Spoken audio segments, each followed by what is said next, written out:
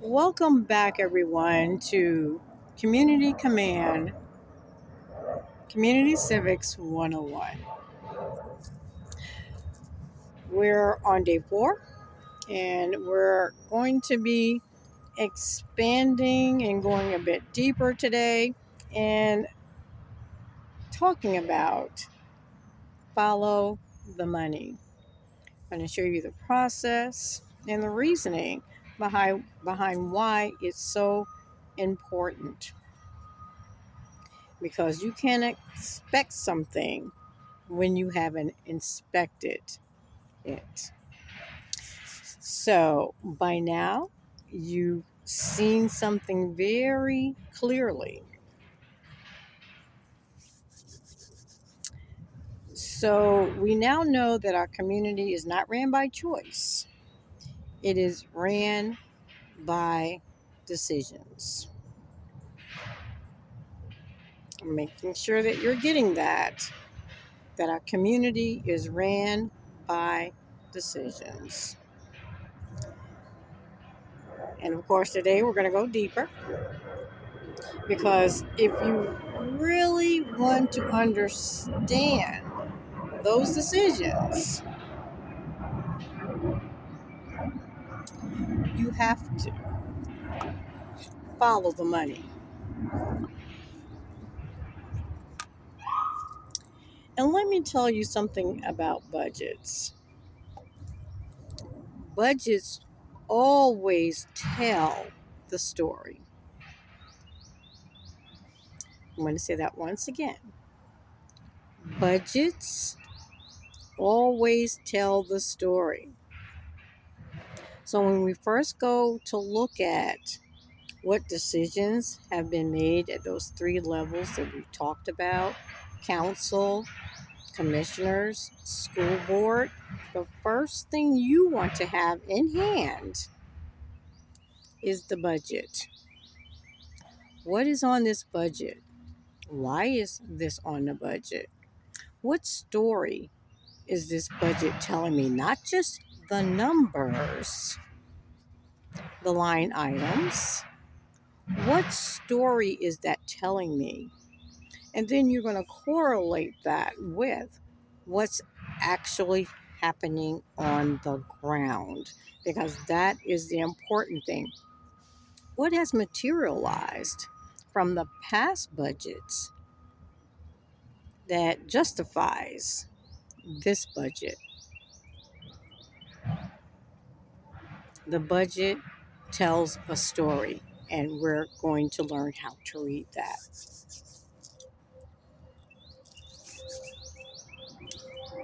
So here we are tying the budget to the contract, because the contracts reveals what is the priority. Remember, we talked about the big shiny things that our city used to shape our cities. After looking at that budget, what contracts are coming from that budget? And by the issuing of those budgets, we can tell what is a priority of our council, commissioners, school board. As we continue to read into the story, every development deal shows you exactly who is being considered.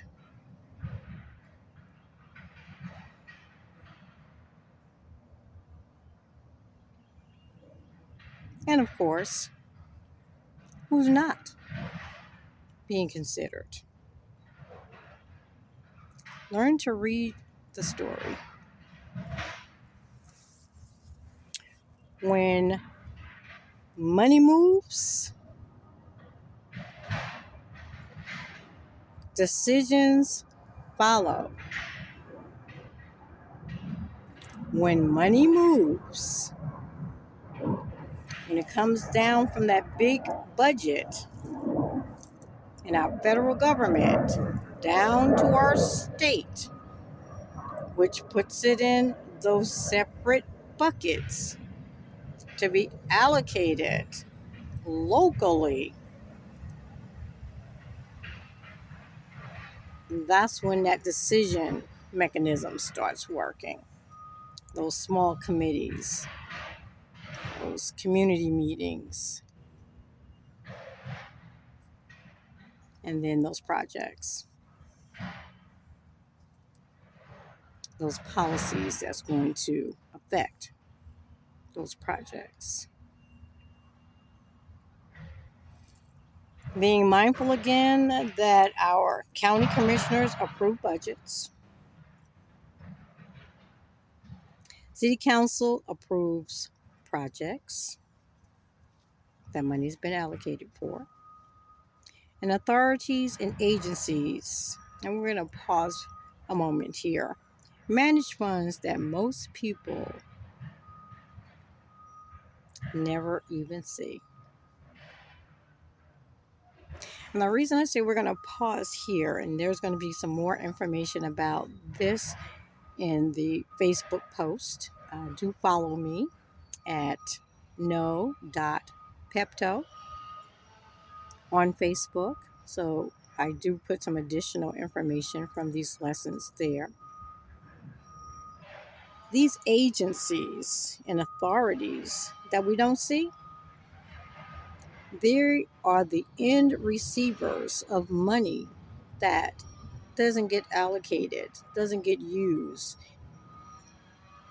that are delayed and misappropriated. And we need to learn who these agencies are. A lot of people believe that that's the complex part of being able to not follow the money. But that is the simplest part, because we only have certain agencies and authorities that handle those funds. You just have to know who they are. And we're here to make sure that we know who those agencies are and follow them and hold them responsible too for when they receive these funds. What are you doing with them? You're the steward of these funds. What are you doing with those funds? Because our communities are suffering from the mishandling, the reallocation, and the non-use of those funds. So we need to have answers, and we need to be able to hold them authority.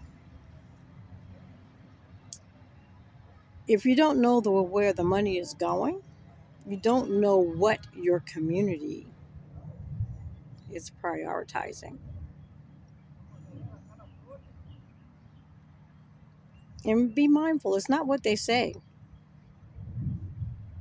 it's what they actually fund. It's about what they actually fund, not what they say, not all the pamphlets, flyers, meetings. It's what they actually fund and where did those funds go from that budget. That's what we're truly and actually concerned about. So when you see new developments, programs being cut, resources shifting, ask one simple question. And that's this question every single time. Who approved the money? And where is that money going? Because someone was in receivership of those funds. Knowing the project director, a person who is responsible for overseeing the entire project, not the person who's the hands-on director, but the director over the project, someone at the city council level. Remember, they approve projects, not budgets, but projects. Who is that person? And are they overseeing the project properly? Are they following the money? Because for you to have a clean record, they have to have a clean record. And when you find gaps in there, that's when you start looking at the agencies and the authorities to see what happened with the money, and always know from what bucket, from your state and your federal, did those funds come from, because those will be the individuals that you will be contacting when you find that there is something gone awry with the project and the funds that was budgeted for that project. So we have to always remember where the real decisions are made. Where did they come from? Who authorized this? Did you have authority to authorize that? Even if it was moving the money, overseeing whether or not the money was utilized correctly. Were you doing your job? How did this get past you? How did this get past you?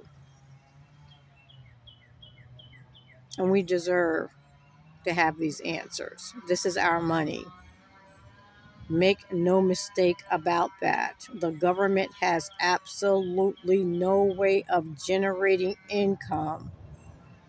Every dollar that they receive come from taxpayers, their boss.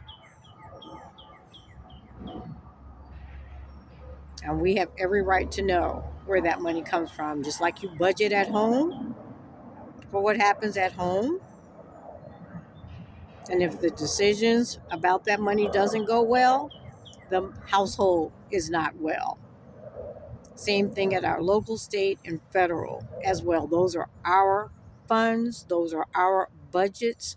We need to keep an eye on them.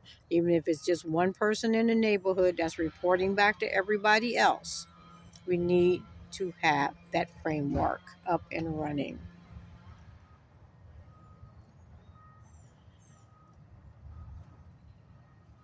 Now, this is a very serious situation, so we are going to go deeper into this. And you, like I said before, follow me on Facebook so that you can stay abreast of things that are moving in our communities, especially projects in the South Fulton area.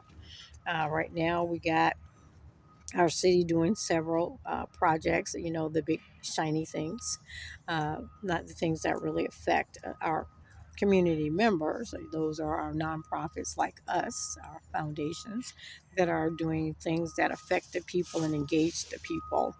So keep an eye out on it, because once again, it's those decisions that are being made that are really affecting the shaping of our city. So we want to be available, not just passive, non performing citizens in our communities. We want to be active in our communities. So, tomorrow we're going to talk about something even more important: your rights. As the boss, we have rights and we have to exercise those rights. So, we're going to go deeper into that, and that connects to our budgeting.